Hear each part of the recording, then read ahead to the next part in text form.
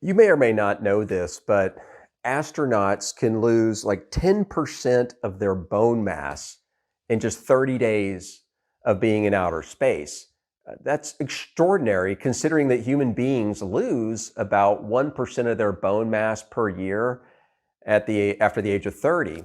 And so that's like 10 years of bone mass loss and doing it in 30 days. Why is that?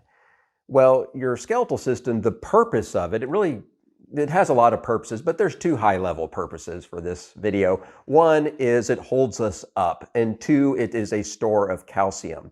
And if your body is not using your skeletal system, it will eat it. It will go pull the calcium out of there because it uses calcium. In fact, calcium is one of the most important minerals in the human body. You don't blink your eyes or your heartbeat or you have a thought without calcium being involved in that process. So when your body sees, hey, we're not using those bones anymore, let's go ahead and take calcium from there. And so astronauts are losing an amazing amount of bone mass in just a short period of time, along with muscle strength. You've seen back when the old Apollo missions would come down into the ocean and the astronauts can't even stand up. The people have to get them out of there, and then they had a hard time even rebuilding it. So gravity plays an enormous role in just reminding our bodies that we need our bones. That's why we're really only losing about 1% per year after the age of 30. But why are we even losing that?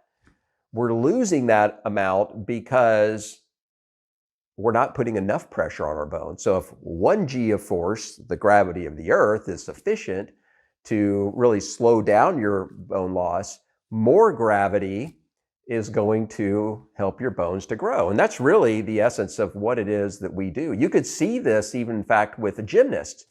So gymnasts, when they go spinning through the air, they hit the ground and they experience many multiples of their body weight in that hundredth of a second.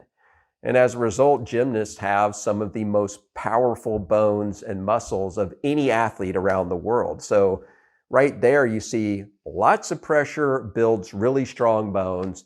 Zero pressure destroys bones quickly. And 1 g of gravity, or the Earth's gravity, is only good enough to slow down your loss every year. So like with most things, pressure causes change. And when it comes to the human body, more pressure, better results. The great news about building your bone, a lot of people talk about building bone, and there's a lot of things you could talk in there, but one critical component that most people miss is you need a lot of force to build bone. In fact, there was a study that was conducted in Bristol, United Kingdom. I believe it was in 2012 by Deere. And that study showed that people couldn't trigger the osteogenic effect, the process by which your body builds bone, unless they subjects in the study experienced a minimum of 4.2 multiples of their own body weight. So the idea of walking or running or, lifting weights to build bone, it just has very little effect at all. And it requires a lot of force. So 4.2 multiples of your body weight is high. In fact, when those gymnasts smack the ground, they're usually hitting 5 to 10 times their body weight. But impact is pretty hard on the joints. And a lot of people don't realize this, but a gymnast will retire on average at age 19. And they also have a high incidence of hip and knee replacement surgeries. So the key, in my opinion, is to emulate high impact forces. But the good news is it only takes a few seconds, 1 day a week.